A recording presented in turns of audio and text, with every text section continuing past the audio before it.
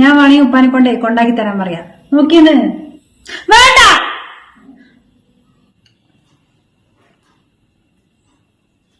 അതിന് നീ എന്തിനാ ഇങ്ങനെ ചത്തോടുന്നത്? നിനക്ക് ഇഷ്ടമില്ലെങ്കിൽ പോണ്ട മോളെ. ഞാൻ നിർബന്ധിച്ചൊന്നുമില്ലല്ലോ. നീ വിഷമിച്ചിരിക്കുന്ന കണ്ടപ്പോ പോകാനായിരിക്കും വീട്ടിക്ക് എന്നിട്ട് പറഞ്ഞതേ ഉള്ളൂ. നിനക്ക് ഇഷ്ടമില്ലെങ്കിൽ പോണ്ട. നോക്കിയെന്ന് എന്താ അവളിങ്ങനെ? അവൾക്ക് എന്തെങ്കിലും മനസ്സിൽ ടെൻഷൻ ഉണ്ടാകും, ചിലപ്പോ അതായിരിക്കും. നീ വീട്, നീ എന്തിനെങ്ങനെ നിർബന്ധിച്ച് വിട്ടാക്കണ അവളെ? അവൾക്ക് ഇഷ്ടം ഉണ്ടാകുമ്പോ പോട്ടെ.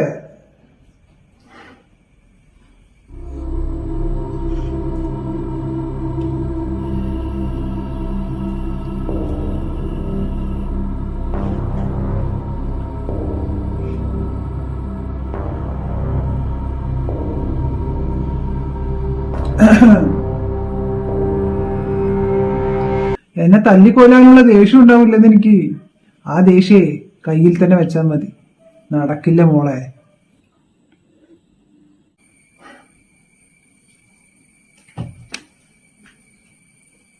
പേടിക്കണ്ട. വാതിലൊന്നും കുത്തിയിട്ടിട്ടില്ല. അതിനുള്ള സമയം ആയിട്ടില്ലല്ലോ.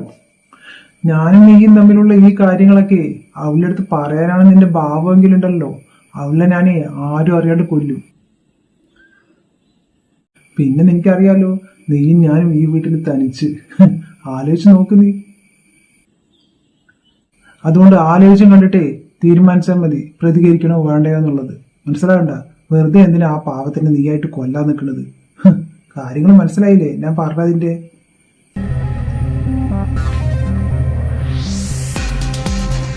ഇനി ഞാൻ ഇക്കാനെ വിളിച്ച് പറയാണ്ടിരുന്ന കാര്യമില്ല.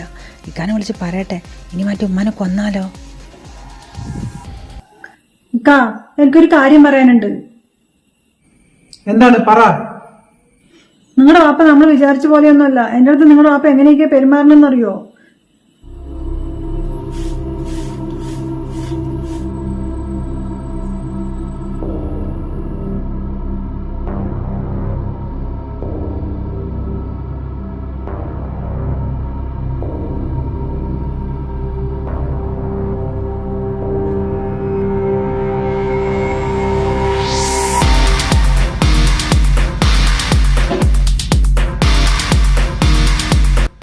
ഈ വീട്ടിന്നേ ഞാൻ അറിയാണ്ടേ ഒരടി നിനക്ക് എടുത്തു വെക്കാനാവില്ല. നീ എന്നെ അനുസരിച്ച് നിൽക്കുകയാണെങ്കിൽ നിനക്കും കൊള്ളാം, എനിക്കും കൊള്ളാം. നിങ്ങളുടെ വാപ്പ എന്റെ അടുത്ത് വളരെ മോശമായിട്ടാണ് പെരുമാറുന്നത്.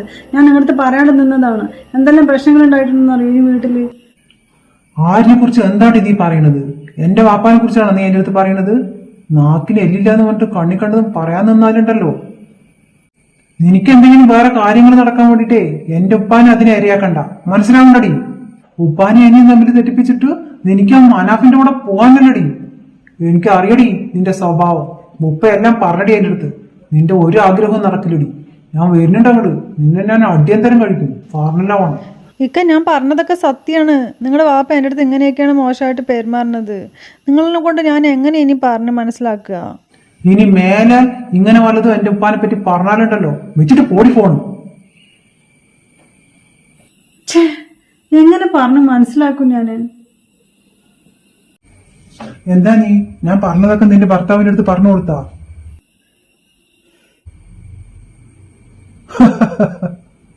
എന്നിട്ട് എന്ത് പറഞ്ഞവൻ? ഒന്നും വിശ്വസിക്കാൻ പോലില്ല, മണ്ടൻ. ഞാൻ നിന്നില്ലെന്നേ മനഃപൂർവ്വം മാറ്റിയതാണ് അവനെ.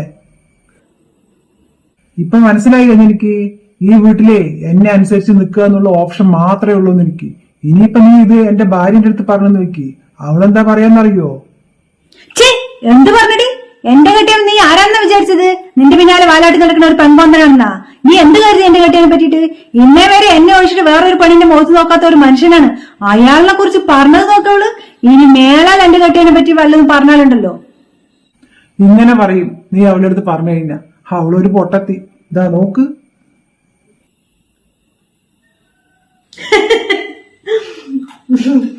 അയ്യോ അയ്യോ.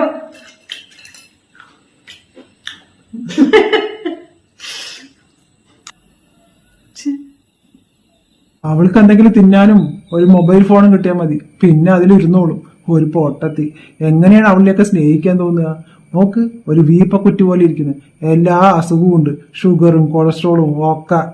പക്ഷെ നീ നോക്ക്, എത്ര നല്ല സുന്ദരിയാണ്. അപ്പൊ പിന്നെ എനിക്ക് നിന്നോട് സ്നേഹം തോന്നാണ്ട് പിന്നെ പിന്നെ ഈ കാര്യങ്ങളൊക്കെ നീ അവന്റെ അടുത്തോ നിന്റെ കെട്ടിയവന്റെ അടുത്തോ പറയാൻ നോക്കിയാലുണ്ടല്ലോ എന്താ ഉണ്ടാവുമെന്ന് ഞാൻ നേരത്തെ പറഞ്ഞല്ലോ, അത് തന്നെ സംഭവിക്കും. വെറുതെ എന്തിനാ എന്നെ ഒരു കുറ്റക്കാരനാക്കണത്? മനസ്സിലാവണ്ട. ഇനി എന്തെങ്കിലും പറഞ്ഞാൽ തന്നെ അതിന്റെ ദോഷം എനിക്ക് തന്നെയാണ്. അവളൊരു പൊട്ടത്തി.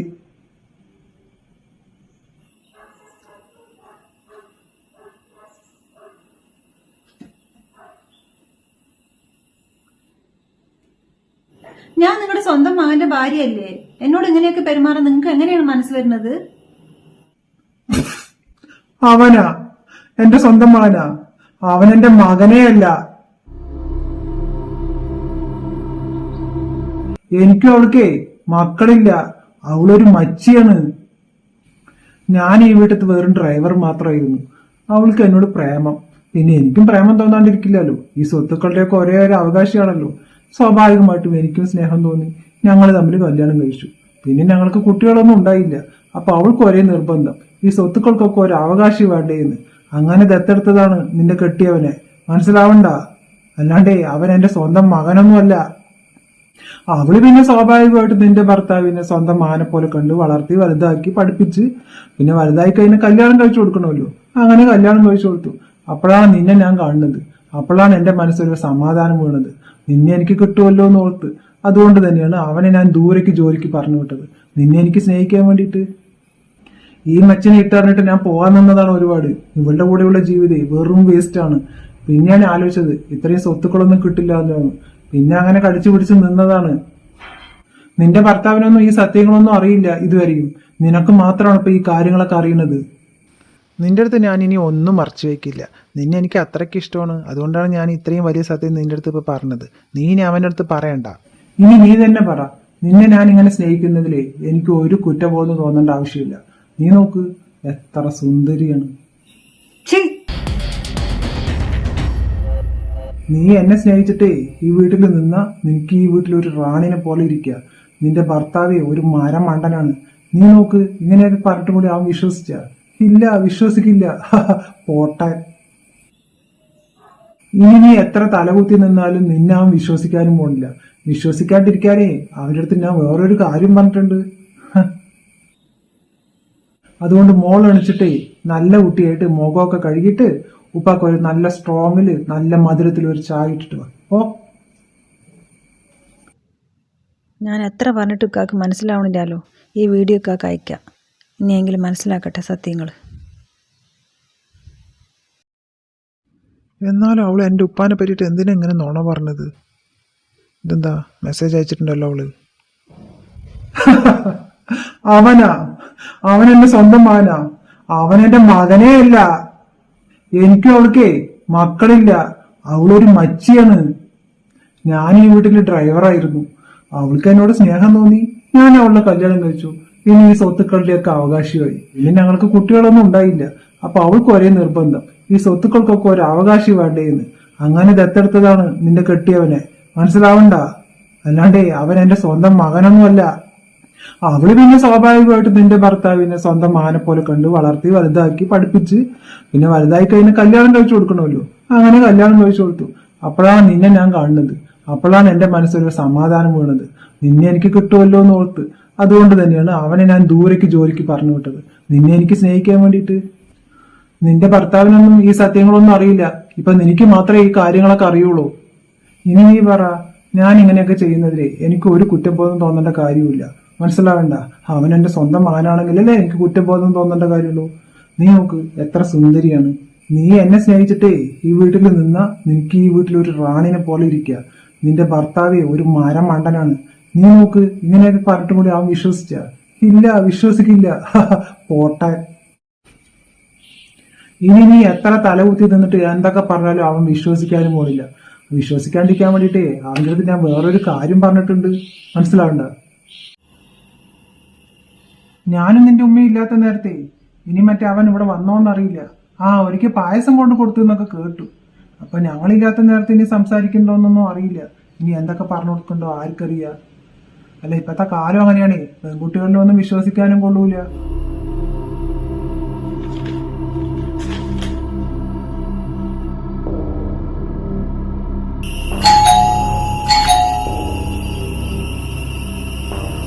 ആരാത്?